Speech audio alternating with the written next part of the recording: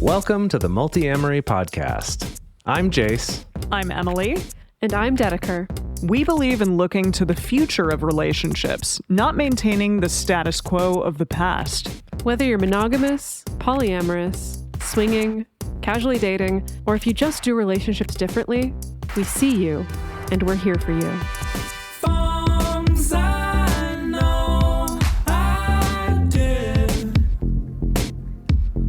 Forcing me to form myself to fit.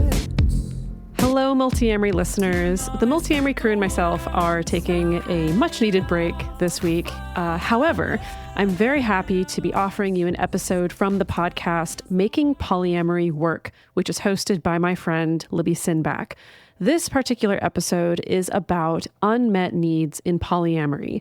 Most people practicing non-monogamy, I think, can accept that no one person can meet all of their needs. And yet, sometimes it can be challenging when a new partner comes along and starts meeting needs that haven't been met before in an established relationship.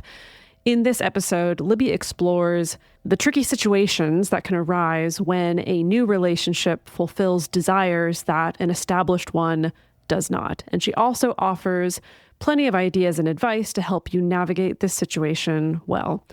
Let me just say that I think this episode is fantastic. Libby explores this topic with so much thoughtfulness and care, and she offers helpful advice for every position in this scenario, whether you're the person seeking to get a particular need fulfilled elsewhere, or if you're having some difficult feelings come up because your partner is seeking to get a need met that you can't fulfill.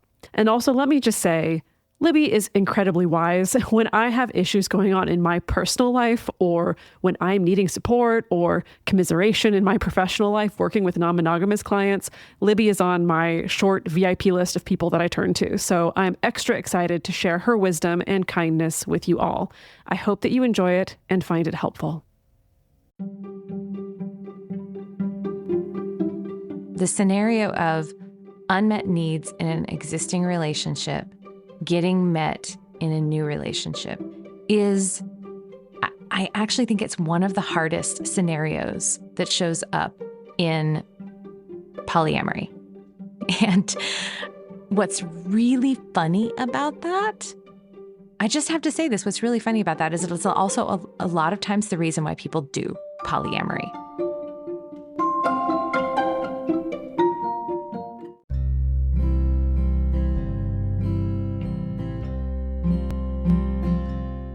Welcome to Making Polyamory Work.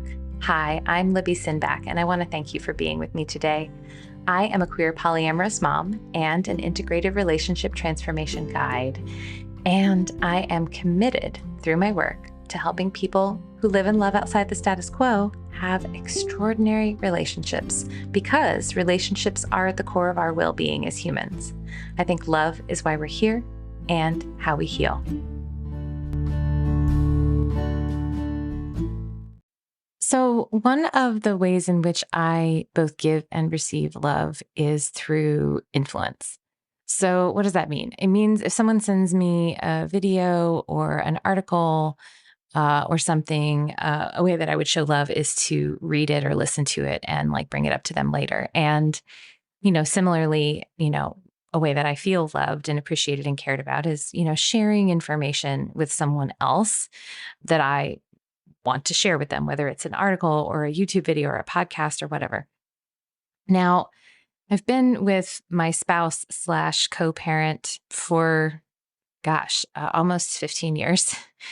And he used to not be very good at receiving these things from me. So I'd send him an article, podcast, video, whatever. This was before the days of TikTok. And he wouldn't listen to them or read them.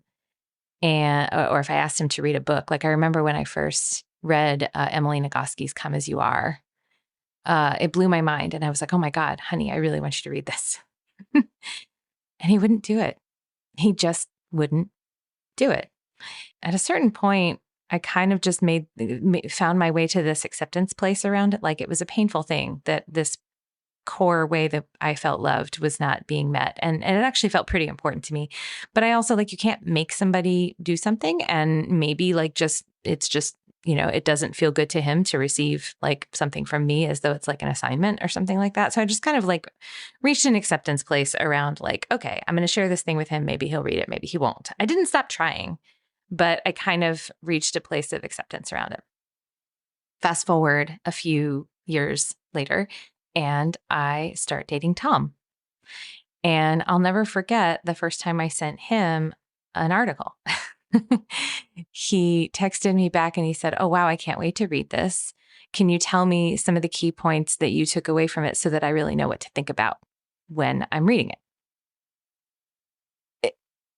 To tell you that hearing that, receiving that in response to me sending an article instead of either no response whatsoever or I'll get to it when I can, or usually it would be no response whatsoever.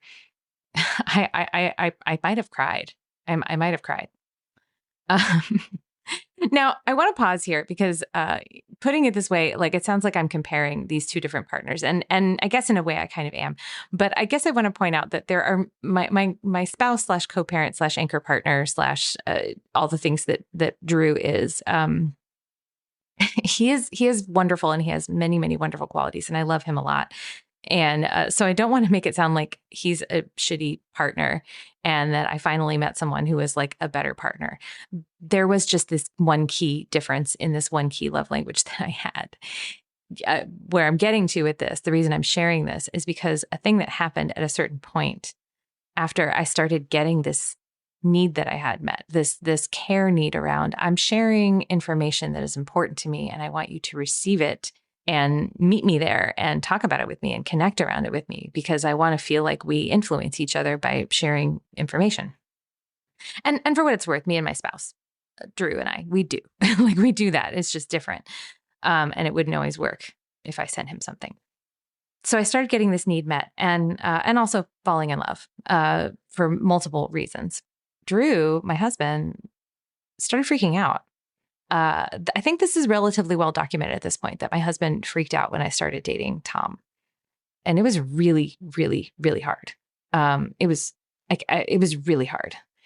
And I remember feeling incredibly frustrated that he was having such a hard time with this new relationship when what was happening for me was I didn't feel like I had changed how I felt about him. I felt like I was in the same place of loving acceptance. It's just that now I was really excited because some needs that I had that had previously been unmet were finally getting met. And the thing is, I didn't even know how much I needed them. In this case, it wasn't like I was unhappy in my relationship with Drew such that I was going to try to find somebody to meet these unmet needs. Although I do think people who pursue non-monogamy do that.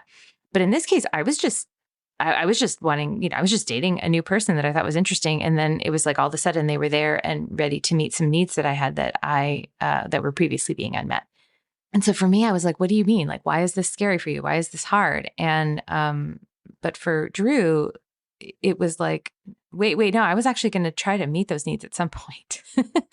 I just thought I had more time. I was still kind of gathering my strength. Really, he said this to me at one point. And, but I really think what was going on, there was a lot going on.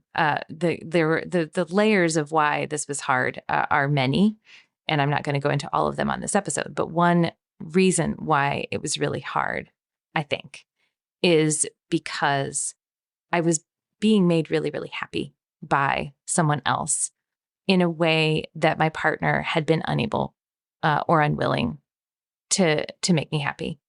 And that was scary. And again, for me on my end, I was like, well, but I'm being made happy right now. I don't really have a lot of time and energy for your jealousy around this. That was my initial reaction. I was really annoyed.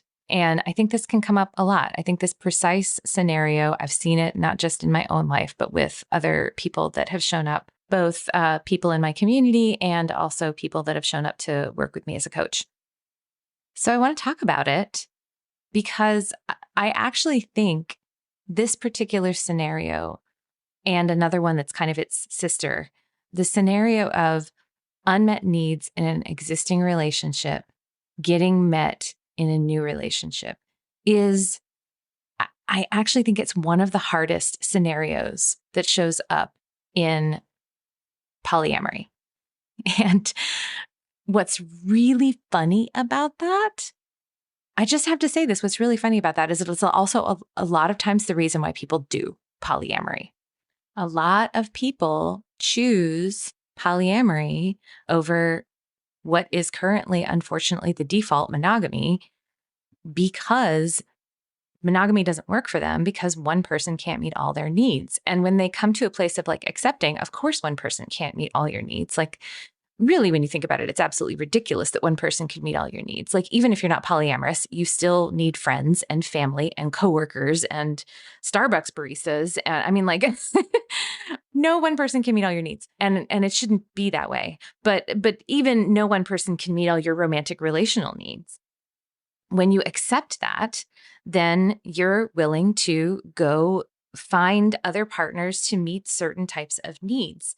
And it's interesting because there's also sort of an ickiness about that I have to sort of name here, which is treating people like need-fulfilling objects.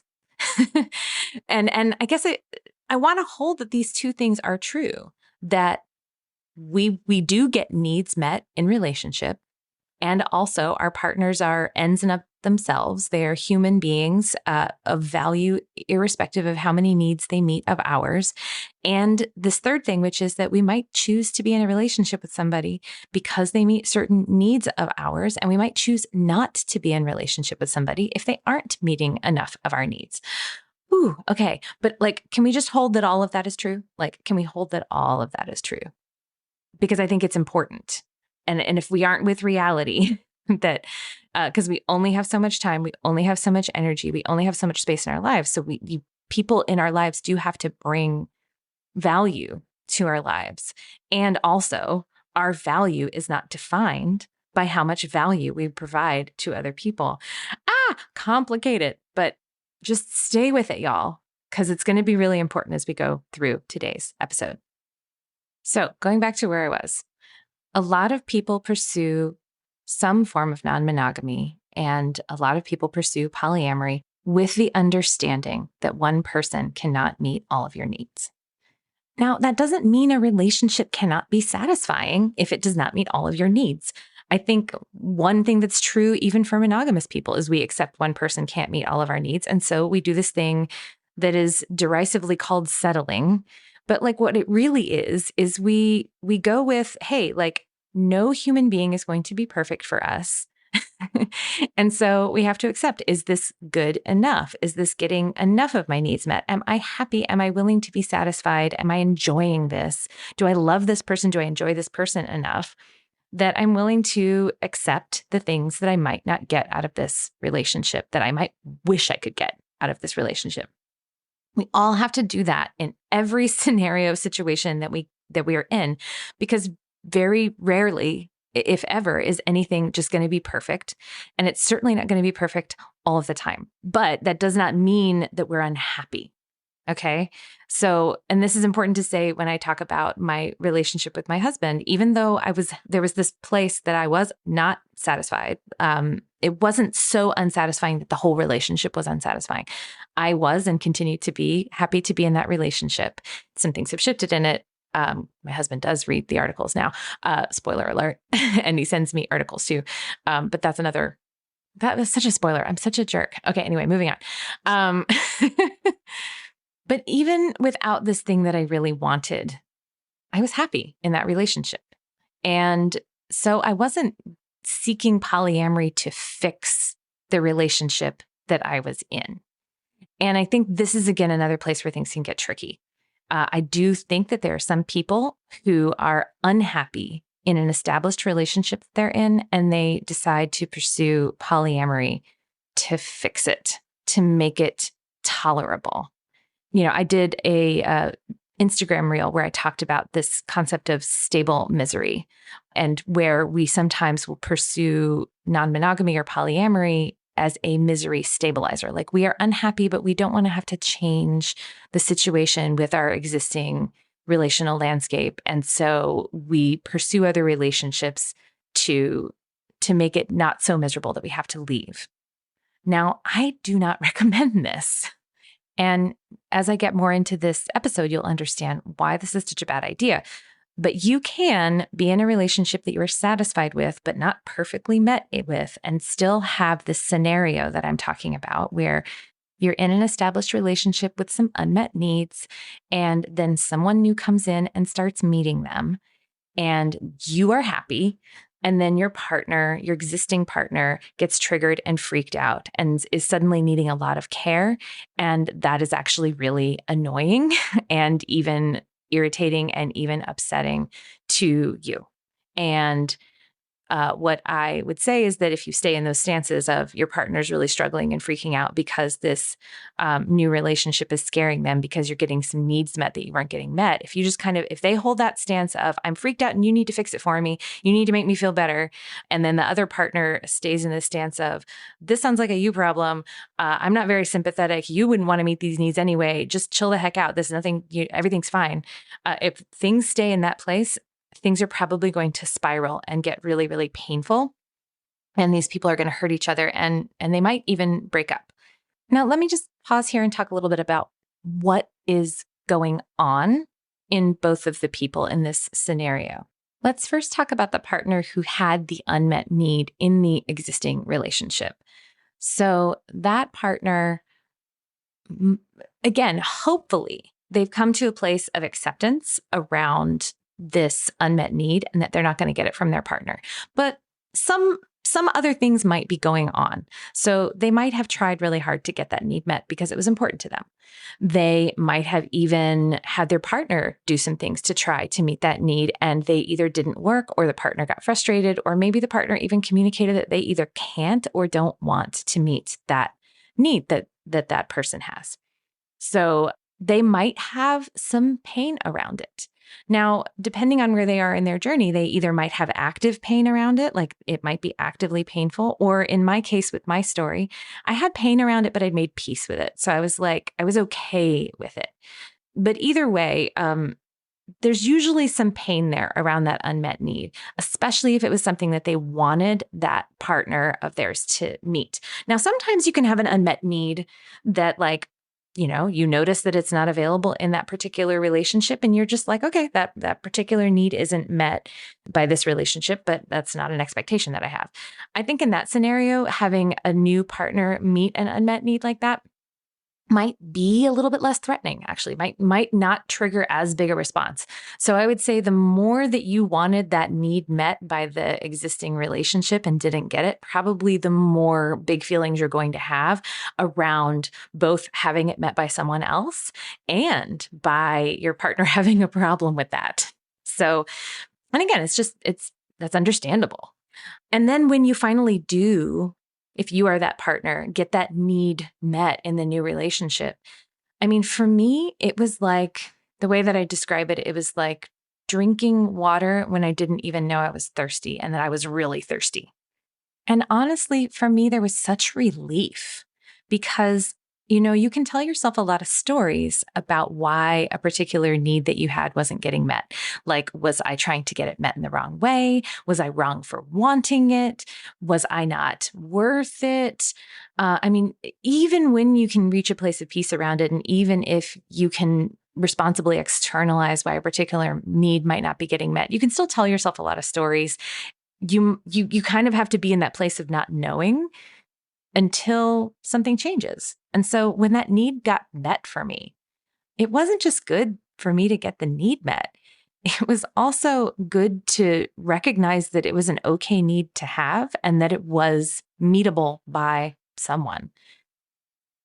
It was just a really nourishing and beautiful feeling. And then, like I said, to actually get the need met too felt really, really, really good. And so then when the established partner freaks out, I know for me, what I felt was like, really, really, really, really. That was my first reaction. I had other reactions and got to a much better place around it, but that was my initial reaction. Was I was pissed. I was really pissed, and Like previously, I was in this joyful place, but I was in kind of a resentful place. Again, the resentment kind of all came rushing back when my partner had a problem with my getting that new need met. Now, another thing that can happen if you aren't in a place of peace and acceptance around your established partner not meeting that need is that when you get that need met by someone else, it can actually deepen the feelings of resentment that you have towards the established partner who isn't meeting them. Now, that is a warning signal, I would say, that maybe that's something that either y'all need to do some more work around together, or maybe it's something that it might just be such an important need that you need to get met in any romantic relationship. And there are needs like that. Like there are some needs that for me, like I need them for every relationship that I'm in. There are some that I don't need for every relationship that I'm in, but there's some that I do. So that might be a signal to you that, oh, actually, this is really, really important to me. And now that I'm getting it, like I don't want anything else. And, in that scenario, actually, like your partner freaking out is kind of a valid response, because what's happening is you're finally realizing something doesn't work for you about the relationship that you're in with them. And yeah, that makes sense that they would be insecure from there. So anyway, it's just something to look at. Like if you're not in a place of peace and acceptance that this particular need can't get met by that established relationship. But again, I was in sort of a different place. And I think some people are. But either way, when you're in the position that I was in, it can be hard to find a lot of compassion for your established partner freaking out. Before we go on, I want to give a quick shout out to our amazing community members in our Discord and our Facebook group. These are all people who are part of our private discussion group tier on Patreon. And these communities are such cool places where people are actually there to support each other and listen and have constructive conversations, which feels like it's a rarer and rarer thing to find on the internet these days. And so it's just been an incredibly inspiring community to be able to be part of. Our Discord server is really cool because there are channels for all sorts of different topics, everything from work talk to crafts to parenting to being polyamorous when you're over 40, all sorts of different topics, as well as some channels where you can talk about games and just have fun with fellow Multiamory listeners. And most importantly, it helps us support this show and keep this going and make it available for free for everybody out there every week in the world. And this is also made possible by our sponsors on this show. So if you take a moment, check them out. If they seem interesting to you, use our promo codes or use our links. Those are in our episode description as well.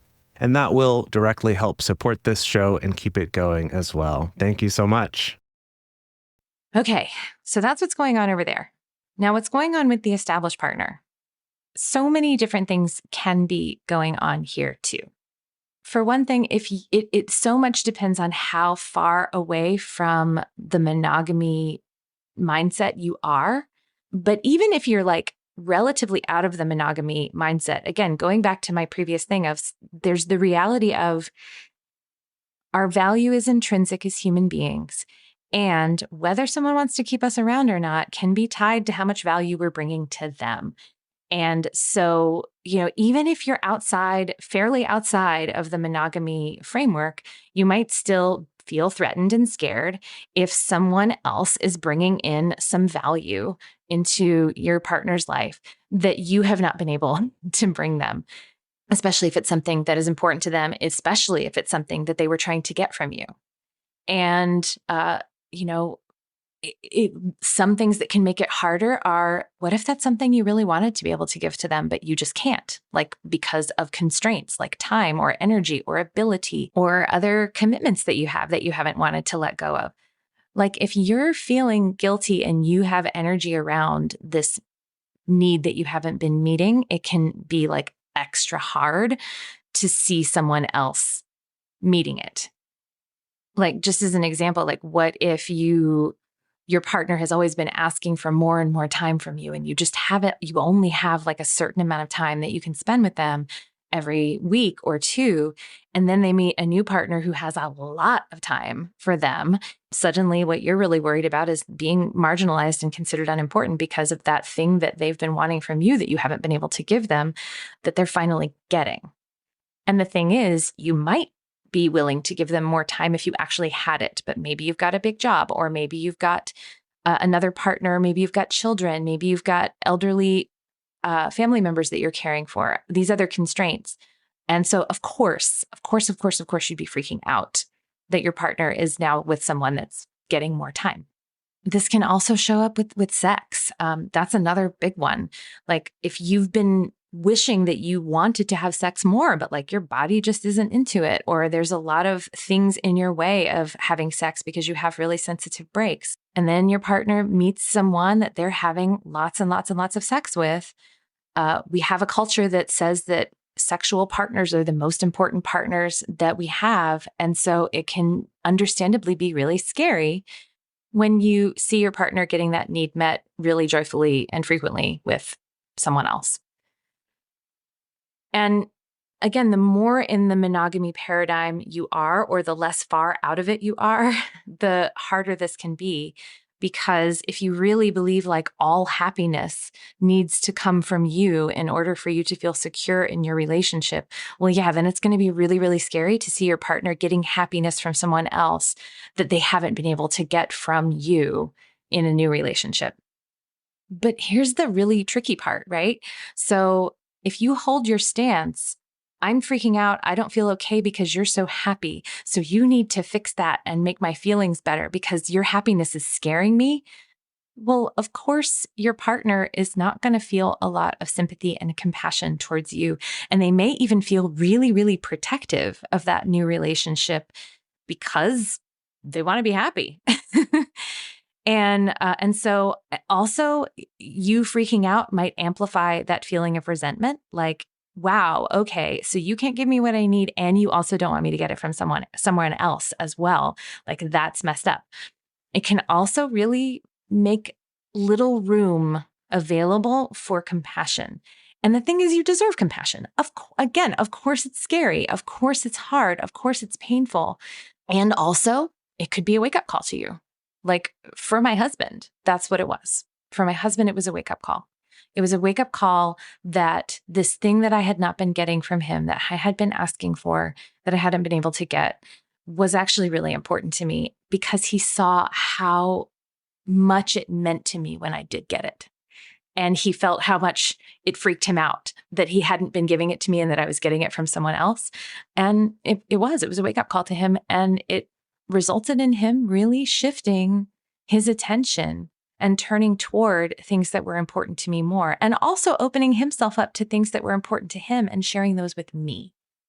And, so that was actually a huge deal for us. And that is where like this whole scenario can be an unlocking of something really beautiful in an established relationship that maybe wasn't there before. It might open up an opportunity to really work on something that might not have been there before. This is a thing where a new relationship that is scary can be a catalyst. Now, I'm going to pause here and just say, again, relationships are ends in of themselves.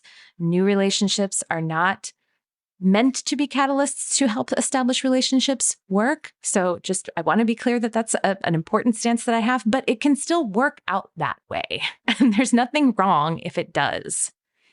And it also can work in reverse, such that established relationships can be a really nice, sturdy structure for new relationships to flourish, blah, blah, blah. Anyway, it can all really work in a nice, non-zero-sum way. But now I'm digressing.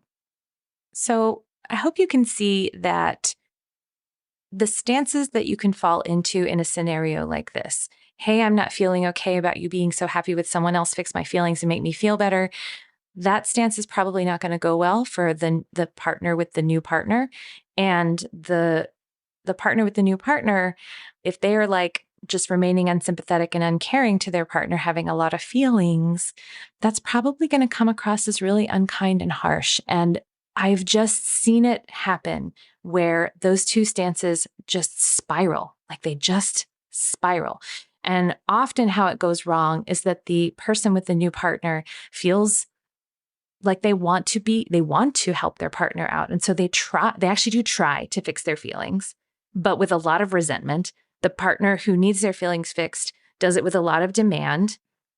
And then that new relationship that is providing a lot of joy for the partner who's in it is getting throttled as a way of trying to help the freaking out partner feel more secure and more okay.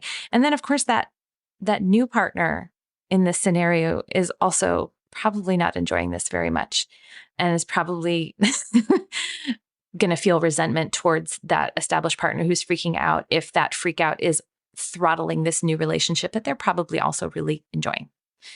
So what can you do instead of going down into this spiral? First of all, I would, again, going back to something I said earlier, I would check that polyamory is not something that you are doing as a misery stabilizer. If what's actually happening is that the partner who is dating someone new is really just really, really unhappy in the established relationship, then all of this freak out is understandable. And it might be a sign that the relationship really radically needs to change to honor the reality of it being unhappy. And so if you are that person in the established relationship who's dating someone new, and what you're really seeing is, I am awake now to the reality that I'm just really unhappy in this established relationship, then the more you try to actually fix your established partner's feelings, probably the more they're going to feel freaked out and scared and insecure, because probably you're both going to, on a subconscious level, know that you are plugging holes in a sinking ship. And it's painful to be with reality when reality is that, but it is the most kind thing to do, I think, to be clear and then to figure out where to go from there. Now, in that scenario, also, I would probably slow down with the new partner, because I do think endings of relationships are really important. And so if that established relationship needs to go through a substantial transition and this new relationship is just waking you up to that, then I might slow down with that new relationship and just say, hey, like, I'm realizing that my established relationship needs to go through a transition. And I didn't know that. And now I'm seeing it. And I really want to transition this established relationship well. And then if you are on the receiving end of that, if you are the established partner whose partner is now realizing that they need to transition with you, I mean, gosh, I just want to say that's hard. And I also would invite you to do your best to accept reality and not go into blaming this new partner for that. This is a thing that can happen sometimes. Like, sometimes a new relationship can wake you up to a reality that you either didn't want to see or weren't able to see. But now that you're able to see it, that's it. It is a catalyst for a transition. That doesn't mean that that new partner is like a cowgirl or a cowboy or someone who's, a homewrecker or whatever. It might just be that they were part of shining a light on something that needed to be seen. And if you really actually love your partner, then you want them to be happy, even if it's not with you. And so then the thing to do is to lovingly figure out how to disentangle, how to separate. And that can be done without it being a spiraling explosion. Okay? So that would be the first thing to look at. Is this actually a sign that we need to transition, that we are stably miserable and I don't want to be miserable anymore and we need to change? But again, that's not everybody's scenario. Sometimes the scenario is, I am really happy in this relationship with you. I treasure it. I value it. It's not meeting every need that I have, and I want to be in this other relationship too that is meeting those needs, but I want you to still feel important to me. Well, then, if you are that partner who is in that new relationship, it is essential, I think, that you hold your partner that you have an established relationship with in deep compassion, and also that you work really hard with your boundaries. I've done a bunch of episodes on boundaries. I'm going to be teaching a boundaries deep dive later in February. So if you need to gain some tools around boundaries, there are also some really great boundary books out there. I really recommend Setting Boundaries That Stick by Julianne Taylor Shore, because you're going to need to be able to hold that all of the joy, that you are getting out of this new relationship is allowed to be there, and that you don't have to feel guilty about it just because your partner's having a hard time. But you can also hold with loving acceptance that they are having a hard time. That's about them, and it's not about you. And so you can provide care and support and reassurance and put in the work to making sure that you are, you're not throttling or downplaying the new relationship that you're in. I don't recommend that, because your partner will be able to tell that you're doing it, and they will not feel more secure on the other side of it. So it is important to be honest about what's happening in the new relationship, but then also be honest about how much you treasure and appreciate your person, and also hold space for their fears without trying to fix. And then when you can't hold space without trying to fix, because sometimes, like, there would be times when my husband would voice his feelings to me, and I would say, like, look, I understand that you feel this way, and it totally makes sense that you feel this way.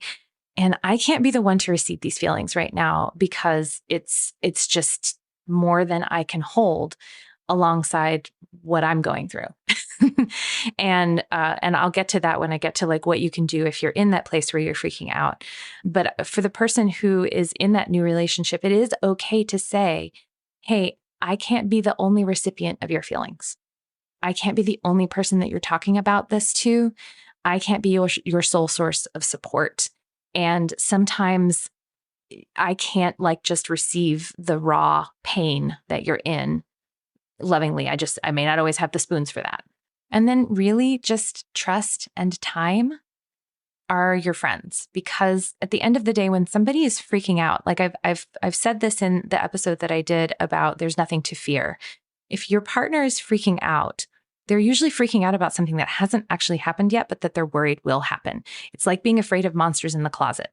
The only way that you're going to totally prove that there are no monsters in the closet is looking in the closet every time, and there's never any monsters there. And after like 20 times of looking in the closet and not seeing any monsters there, you might accept that there are in fact no monsters there. Same thing with this. The fear is they're going to be left, that they're going to be unimportant. And again, if what's true is you've discovered a real deal breaker in all of your relationships, and you're realizing you're actually fundamentally unhappy in this established relationship, that fear is actually valid. But if it's not, if you know that you're in it to win it with this person, and you love them and you want to be with them, then the only thing that's going to really prove that is time. And hanging with them when they're struggling, because it can be you can feel just, when you are in that freak out place, you can just feel so unattractive there, right? You can feel so vulnerable. You can feel so needy and pathetic, and it's so hard. And sometimes that can bring out a lot of other feelings, like meta feelings about the feelings. And if you're able to hang with all of that and be like, look, babe, I understand you're allowed to freak out, and I still love you. And I understand that you're scared, and I'm here. I'm not always going to be here for every single feeling you have. And I'm not going to not be with this person to placate you, but I am here for you, and I'm here for you through this, and I'm hanging on. That more than anything is going to prove that their fears are not going to be realized. And that's really the best that you can do. The rest of the work is up to them. And that's where now I'm going to turn to lovely person who is freaking out that their partner is in a new relationship and getting needs met by that person that you have not been able to meet. First of all, sweet one, I want you to hear it from me, even if you're not hearing it from your partner right now. Of course you're freaking out. It makes sense. We have been told in this world that if we are a romantic partner to our partner, that all of their happiness needs to come from us. And if there is something that they need that we are not providing them, that we have failed them somehow. And even if you've made your way out of that, even if you've made your way into the place where you accept, like, all happiness does not have to come from me to my partner, and my partner is allowed to find happiness with other people, we still get the message that we are only valuable insofar as we are of value to others, and in particular, our partner. And that if someone else more valuable comes along, again, it's that hierarchical power over thinking. It is this idea that If someone more valuable comes along, that immediately makes us less valuable. We all have to be ranked, and therefore we are under threat. And of course, what you may be wanting is for that person to just not exist. That new person that maybe even you're building up in your mind right now is way more perfect than you and has all these things that you don't have. Yes, maybe you would just wish they didn't exist and you wish your partner didn't want to see them, and etc. Instead, what I want to invite you to do is to, first of all, turn towards yourself and what do you find valuable about you? Before we go on, we're going to take a quick break to talk about supporting this show. And you know what? If you're someone who doesn't like hearing ads on your episodes, there is a way that you can get that by becoming a member of our ad-free episode and early release tier on Patreon. If you go to patreon.com/multiamory and you join that tier, you not only get access to a special private RSS feed just for you, but you'll get episodes a day early and they won't have ads in them. So if that's interesting to you, go check that out and help support us in doing this show every week and making it available worldwide for free. Or, of course, take a moment, check out our sponsors. If any do seem interesting to you, use our promo codes and our links in the description for discounts on those. And by visiting those and using our codes, you're also directly helping to support this show and keep this going. So thank you so much for that. What do you love about you? And if you're struggling with that, that is probably the first place to start, is to really do some inner work on what you love about yourself, what you find valuable about yourself, what you bring to the world, not just what you bring to this particular person, but what do you bring to the table in general in the world for yourself, for anybody who has the joy of interacting with you on a daily basis. And again, if you're coming up short, maybe there are some things you want to do to improve who you are so that you're more satisfied with you. I think that's something that we often forget about, is that at the end of the day, for me, like when I want to do any kind of self-improvement, it's not to make other people happy with me. It's to make me happy with me. And if you're not happy with you, then there may be some adjustments that you might want to make to be happier with you. Now, I'm not going to gaslight you and tell you that we live in this vacuum where as long as you're happy with you, then everyone else will be, because that's not true. So at the same time, this partner that you're with seems to still want to be with you, even though they're with someone else who's meeting a need that you can't meet. So maybe what you need to do is sit down and plot out for yourself, well, what do I bring to the table with this particular person? And if you need some guidance around that, I did an episode called Where Is This Going? Which you might want to check out, which has different ways that you are able to define, like, what is the relationship that I really have with this person? And why is it special? Why is it magic? Why is it worth whatever I have to offer them, even if I'm not able to offer them everything that they want? And then I would ask myself, am I happy with that? Like, the things that they're happy about, the reasons they're willing to stay with me, that they have told me. And if you're not sure, you can ask them, am I happy with that? Like, do I feel happy with what I'm giving them? Do I feel happy about what we're creating together? Or is there more I want to create with them? Again, I want to say, like, a new relationship can be a catalyst for you to want to show up more with your partner. And that is okay. And that being said, your partner, you have to check with them and make sure that they want to create that with you too. Let's say, for instance, sex has slacked off in your relationship, but not with any kind of intention on your part. And then your partner starts seeing someone new and they're having lots of sex, and it wakes you up to the fact that, like, oh, I actually really like having sex with this person. I would like to be having sex with them more too. Then, I would check with your partner. Hey, like, I've noticed you've been having a lot of sex with this new person. What I've realized is that I really like that too. And I'd like to see if we could do that more. Now, you do have to pause with yourself and ask, am I just wanting that because I'm afraid that my partner is too happy with this new person and I'm in more of a competitive mindset? I would watch out for that one. I generally don't think people want to want people to have sex with them in a place of like competition. I mean, maybe like in a kinky fun way, that could be cool. But in general, I think people want to be desired because they're desired, not desired as a way of placating insecurity. So really ask yourself, is this something that I want to do because I want to do it? And that would be for anything that you're noticing, oh, this person's getting this need met over here. I actually kind of want to see if I can meet it too. They might be thrilled to take you up on that. What they might not be thrilled at doing is helping you get there. And again, that's understandable if they've tried in the past and you haven't been either receptive or willing or able, you know? And I'll pop in here again and say to the partner who's seeing someone new, if your partner comes in and says something like this, like, hey, I know I haven't come through for you in these ways before. And now that I'm seeing how happy it makes you, I really want to try too, but I might need your help. If you really want it from them, you might actually have to help them some.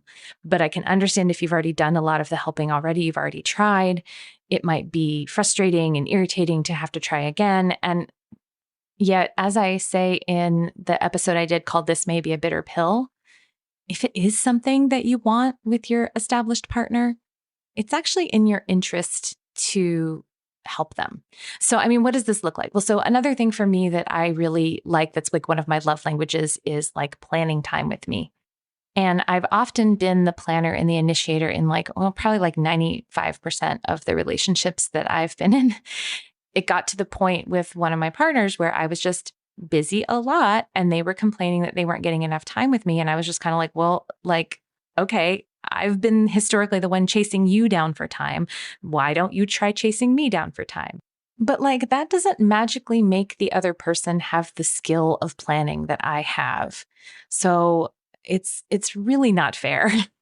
And it's important to be willing to help them out a little bit. Do I think you need to, bend over backwards?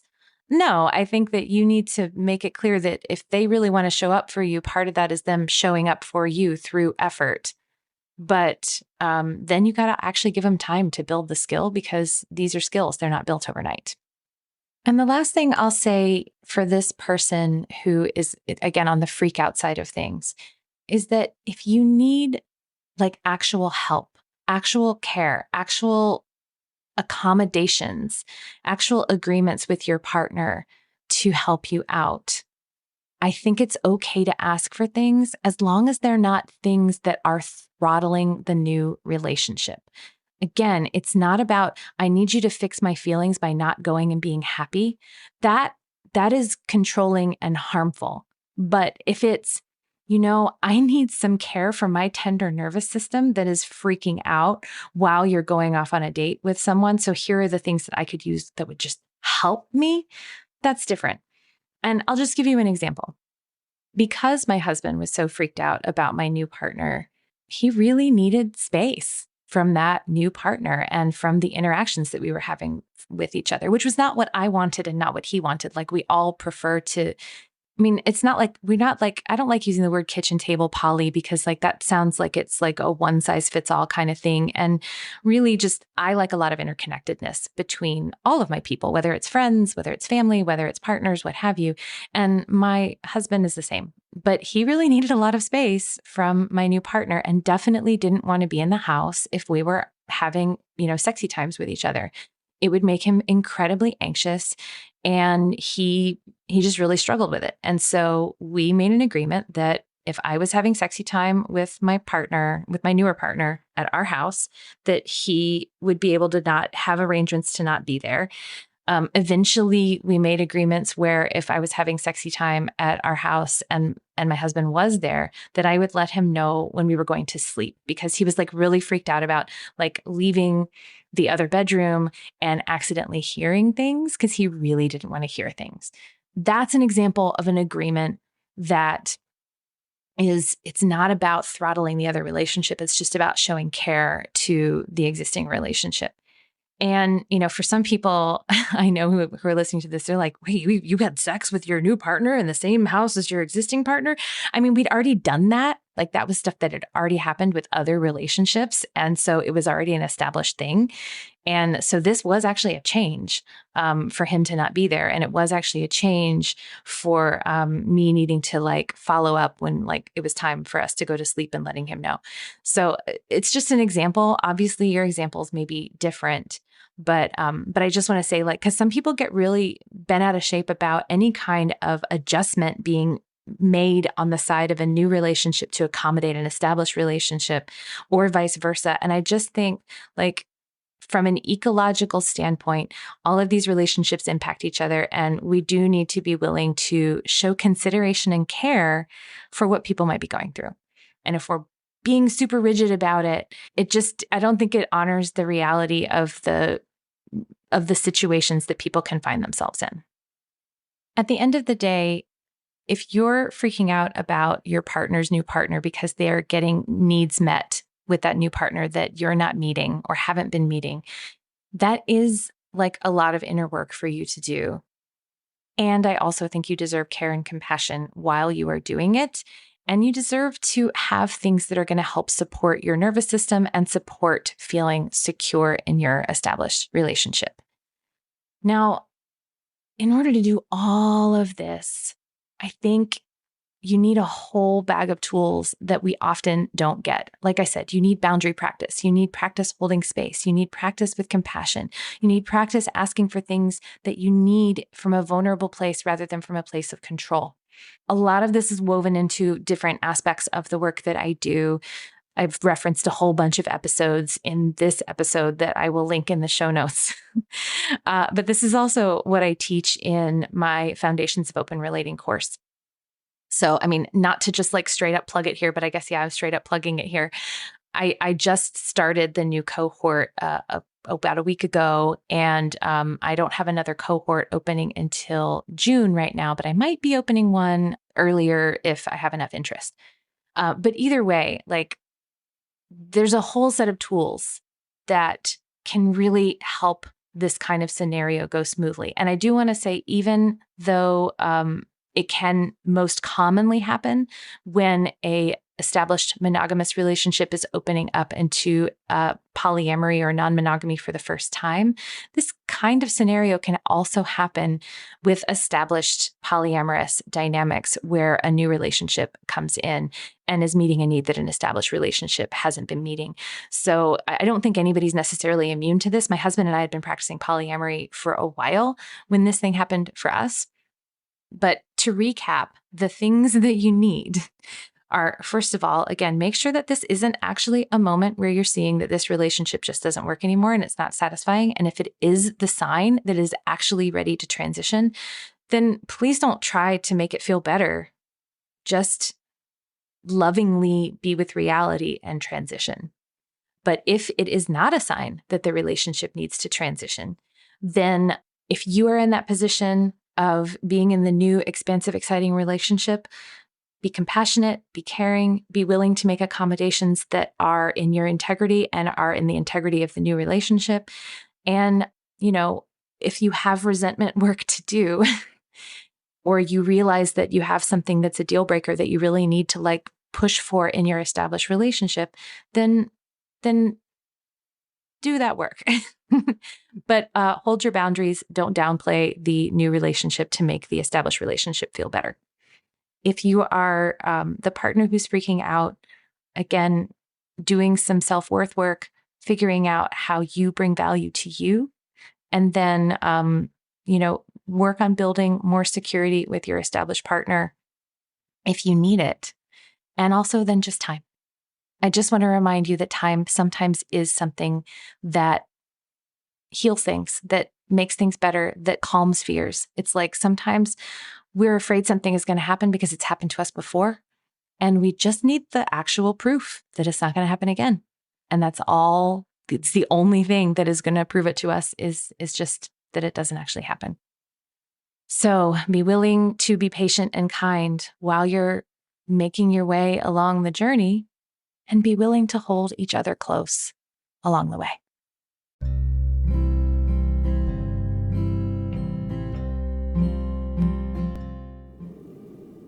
I really hope you enjoyed this episode of Making Polyamory Work. Please go and follow the show wherever you get your podcasts, and go follow Libby on Instagram. You can find her at thatpolyam.mom. The best place for you to share your thoughts about this episode with other listeners is in our episode discussion channel in the Discord server, or you can post about it in our private Facebook group. You can get access to these groups and join our exclusive community by going to multiamory.com/join. In addition, you can share with us publicly on Instagram at multiamory_podcast. Multiamory is created and produced by Jace Lindgren, Emily Matlack, and me, Dedeker Winston. Our production assistants are Rachel Shennework and Carson Collins. Our theme song is Forms I Know I Did by Josh and Anand from the Fractal Cave EP. The full transcript is available on this episode's page on multiamory.com.